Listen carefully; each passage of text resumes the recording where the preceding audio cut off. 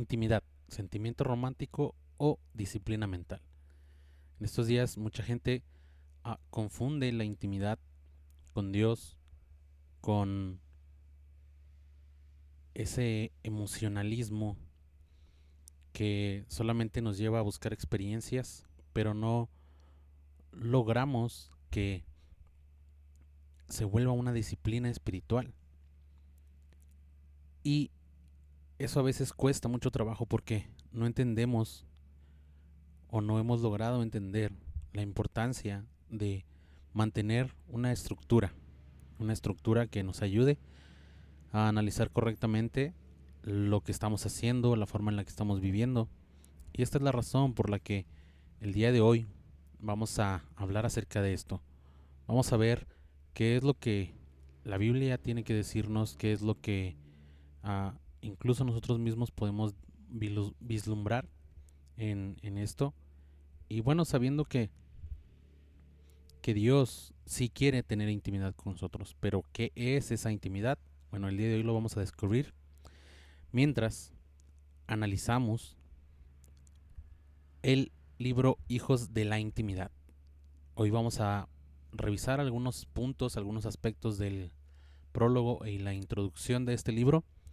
Recuerda, en videos anteriores ya hablamos acerca de 5 razones para leer este libro y también te di 5 advertencias. Así que este análisis no pretende ser solamente basado en lo que el libro dice, sino también en nuestro propio entendimiento o en mi propio análisis, mi propia opinión también, si lo queremos ver así, pero sobre todo tratando de entender que no, el libro no está por completo mal, sino que más bien a veces tomamos como absolutos ciertas cosas que aprendemos y no debemos hacerlo de esa manera. Entonces vamos a revisar, vamos a analizar este libro y estas dos secciones del prólogo y la introducción. El prólogo de este libro está escrito por Marcos Brunet y la introducción, pues bueno, ya es propiamente del autor.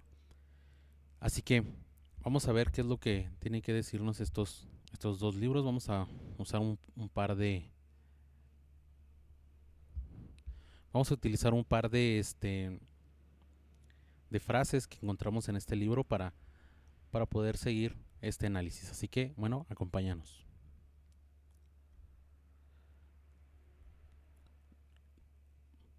Marcos Brunet dice lo siguiente: nuestro enemigo, como padre de los rechazados, se esfuerza para imprimir y grabar en las personas raíces de rechazo, para que el ser humano se sienta y viva como huérfano. Bueno, esta frase es de las primeras cosas que aparece en el libro, en el prólogo. Y Marcos Brunet hace señala esto, que desde que Adán y Eva cayeron, o incluso desde antes que Adán y Eva cayeran, Satanás ha tenido este deseo o esta intención de que nosotros vivamos fuera de nuestra voluntad, fuera de la voluntad de Dios, que vivamos fuera de nuestra identidad como hijos de Dios. Y bueno, en ello podemos ver que la forma en la que el diablo lo hace es buscando que nosotros sintamos rechazo. ¿Y quién no ha sentido rechazo muchas veces, no? Todos nos hemos sentido de esa manera.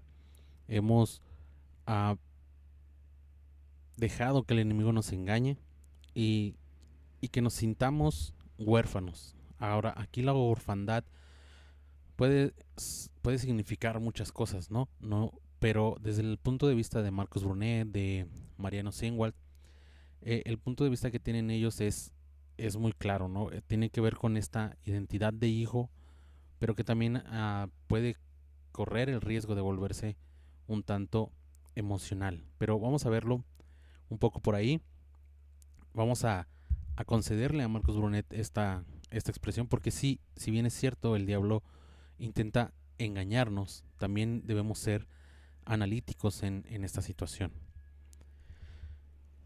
En mi opinión, la intimidad no es magia, es conectar nuestra teología con nuestra psicología. Esto es lo que yo sé acerca de Dios con lo que siento hacer, lo que siento hacia Dios. Y el tema no está en escoger una o la otra, no es de yo voy a enfocarme solo en la teología o yo voy a enfocarme solamente en el emocionalismo o en lo que estoy sintiendo. Y creo que ahí, como lo mencionaba en las 5 advertencias, puede ser el riesgo.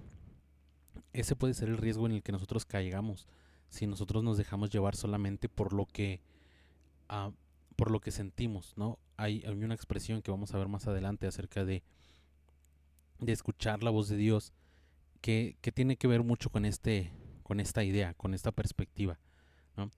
Entonces, ah, lo que yo quiero es que podamos definir la intimidad desde este punto de vista. No es magia, ¿sí? Es la forma en la que nosotros conectamos estos dos aspectos de nuestra vida, que es nuestra teología, la lectura de libros, la lectura de la Biblia, nuestra vida de oración, nuestra vida al congregarnos en una iglesia, lo que podríamos llamar o lo que el libro llama religión, eh, puede ser esta parte de la teología que a veces tratamos de rechazar por buscar algo más, no sé, más experimental, más conectado con nuestras emociones, que tiene que ver más con el tema de nuestra psicología, ¿no? Esta búsqueda de, de recibir más de Dios, de tener más cosas acerca de Dios y toda esta situación. Entonces, eso es lo que vamos a ver el día de hoy. Vamos a ver también las palabras de Mariano en este caso. Estas están en la introducción. Y él dice así: puedes heredar una religión, una denominación y hasta un ministerio, pero tu relación con Dios no figura en el testamento, sino que se desarrolla y se cultiva. Y bueno, empieza, eh, aquí es donde empieza la parte un poquito complicada, ¿no? Porque les decía yo, Mariano tiene razón, ¿no? Nosotros no somos religiosos o no somos más bien hijos de Dios por pertenecer a una religión, a una denominación en particular, sino que somos hijos de Dios porque Él nos ha llamado hijos de Dios. Pero aquí el hecho viene al que dice que nuestra relación con Dios se cultiva o se desarrolla. Y es cierto, pero no debemos olvidar que el asunto de la salvación o la razón por la que nosotros somos hijos de Dios y fuimos llamados a ser hijos de Dios es porque Dios así lo decidió por medio del plan que Él trazó acerca de nuestra salvación, que es en Cristo Jesús. Así que por eso creo que es importante tener cuidado con esto, ¿sí? Porque nosotros no vamos a heredar nuestra salvación.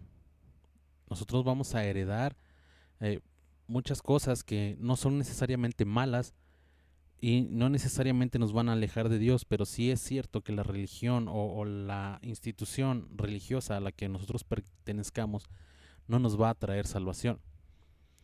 Sí, nosotros todos formamos parte de una iglesia universal que está conformada por todos aquellos que creen en Cristo Jesús, por todos aquellos que han tomado esta bendición de haber sido salvados, de haber sido escogidos, de haber sido llamados, de haber sido renovados y transformados por nuestro Señor. Y eso es lo que nos hace hijos de Dios. Pero no es un tema solamente de emocionalismo, sino más bien es un tema legal, ¿no? Aquí viene lo que les decía. Somos hijos por voluntad de Dios, pero no por nuestro propio esfuerzo. Juan capítulo 1, versículo 12 dice: pero a todos los que creyeron en Él y lo recibieron, les dio el derecho de llegar a ser hijos de Dios. Y ese es el derecho que nosotros tenemos.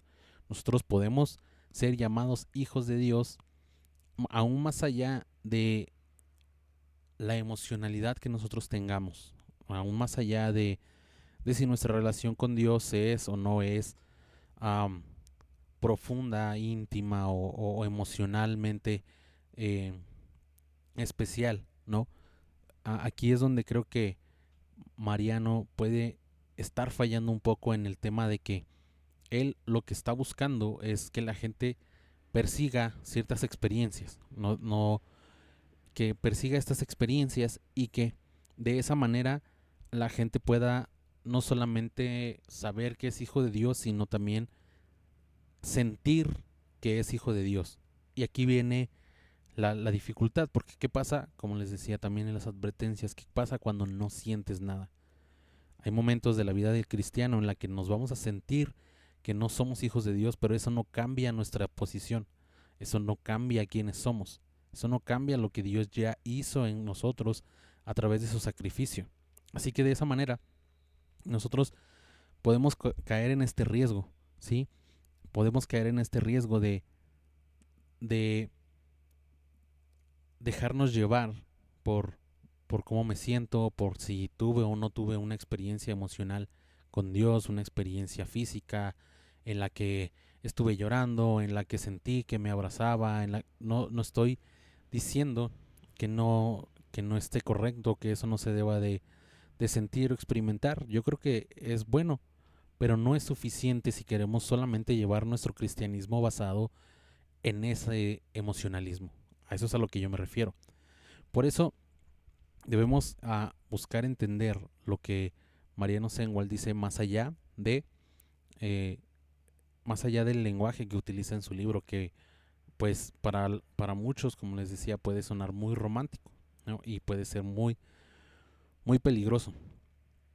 Mariano también hace uso de el siguiente versículo, que es 1 Corintios capítulo 2 versículo 10, que dice: a Fue a nosotros a quienes Dios reveló estas cosas por medio de su Espíritu, pues su Espíritu investiga todo a fondo y nos muestra los secretos profundos de Dios. El Espíritu escudriña lo profundo de Dios. Ahora aquí es lo que les decía la parte de la voz, ¿no? Mariano Senwald dice acerca de la voz del Espíritu Santo. Él tiene este comentario de que nosotros podemos sentirnos hijos cuando escuchamos la voz del Padre. Y entonces ahí viene el tema complicado, porque ¿qué es escuchar la voz del Padre? Para una persona puede ser de una manera, para otra persona puede ser de una manera completamente diferente.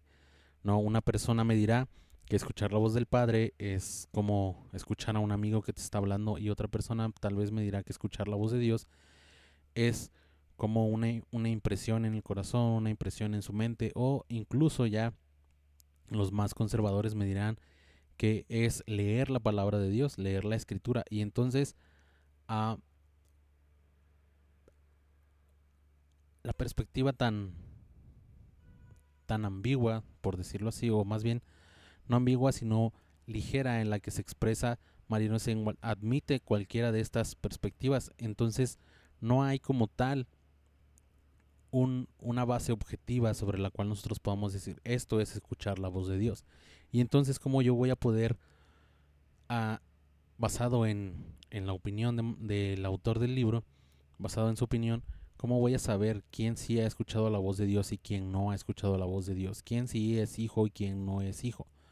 Entonces, creo que lo más objetivo, o lo más que debemos buscar y aspirar, es reconocer que toda palabra, no importa si es una impresión en nuestro corazón, en nuestra mente, o algo audible, todo aquello que nosotros creamos haber escuchado debe estar sometido a algo, y ese algo debe ser la palabra de Dios.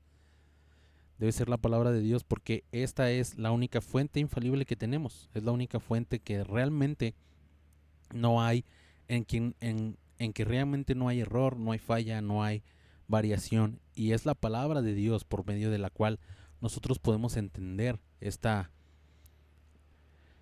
estos secretos, ¿no? Mariano de alguna manera quiere invitar a los lectores a buscar una experiencia en la que Dios les hable directamente, ¿no? Pero a veces esa experiencia no es precisamente la, la voz de Dios la que nosotros estamos queriendo escuchar. Entonces debemos saber, poder diferenciar o poder someter cualquier experiencia, cualquier cosa que escuchemos de forma externa, que podamos filtrarla a través de la palabra de Dios. Y de esa manera nosotros vamos a entender, ¿no? Sobre todo aquellas cosas a las que a veces algunos maestros o algunos pastores tienden a querer enseñar como si fuera la misma palabra de Dios. Y creo que es ahí el riesgo, ¿no? Debemos saber que cualquier cosa que nosotros percibamos, de de una forma personal, debe quedarse de esa manera, personal, ¿no? Y no tratar de hacer o crear doctrina o crear teología basado en mi experiencia de tal o cual cosa, que mucho de eso puede ser lo que sucede con este libro. No porque no tenga bases que puedan sustentar, sino que más bien a veces da esa impresión de que se tiene la experiencia y luego se busca justificar esa experiencia con la escritura, y no necesariamente al revés. En el buscar que la escritura evalúe mi experiencia para que yo pueda decir, ok, esta parte de mi experiencia estuvo bien basada en la escritura y esta otra parte de la experiencia no estuvo tan bien por tal o cual cosa, y estuvieron mis emociones y demás.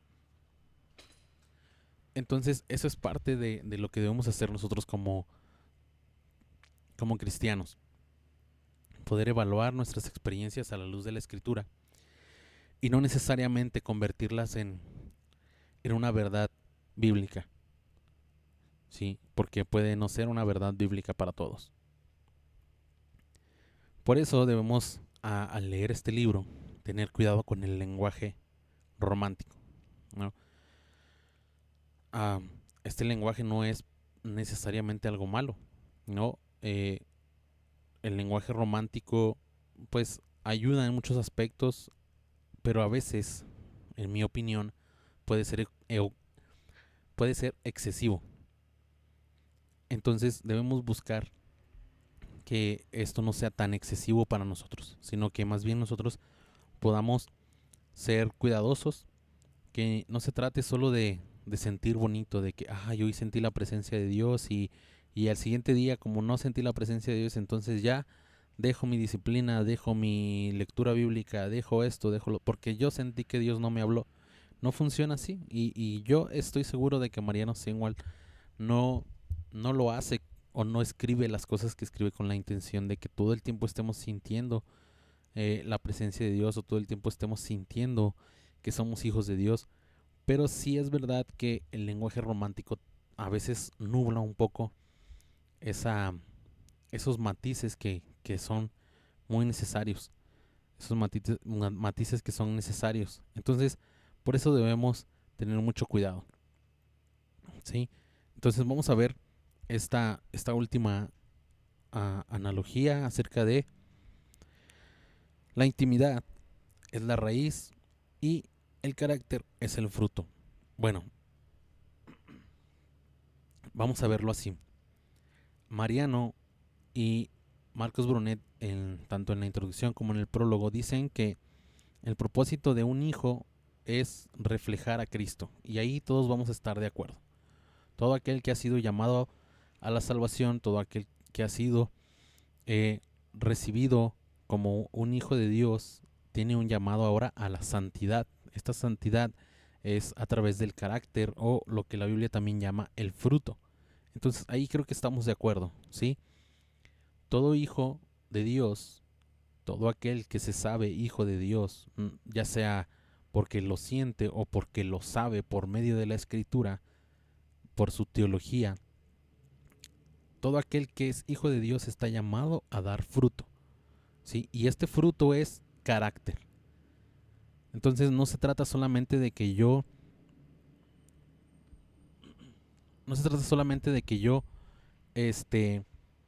me convierta al cristianismo y ya pueda hacer de mi vida lo que quiera, sino que más bien se trata de llevar una vida de intimidad con Dios, de la cual fluya después carácter. Entonces, cualquier emocionalismo que no se traduzca en carácter, en fruto, en una vida santa, entonces no es genuina intimidad, solamente es emocionalismo. Y eso es lo que debemos buscar, y eso es lo que debemos perseguir. Así que bueno, si te das cuenta, aquí solamente analizamos 2 frases de este libro, o más bien de estas secciones, porque hay mucho más que pudiéramos decir, pero quiero que te quedes con esto. Sí, somos hijos de Dios y fuimos llamados a dar fruto. Fuimos llamados a dar fruto, y todos debemos dar ese fruto. Así que, bueno, Pues finalmente te voy a dejar con una pregunta que también nos va a ayudar para para el siguiente video, donde estaremos analizando el capítulo 2, perdón, el capítulo 1. Estaremos analizando el capítulo 1 de de este libro. Y que bueno, que esperamos que sea, o espero yo que sea de mucha utilidad para ti. Así que te dejo con esta última pregunta. ¿Eres un convencido religioso o un hijo de la intimidad?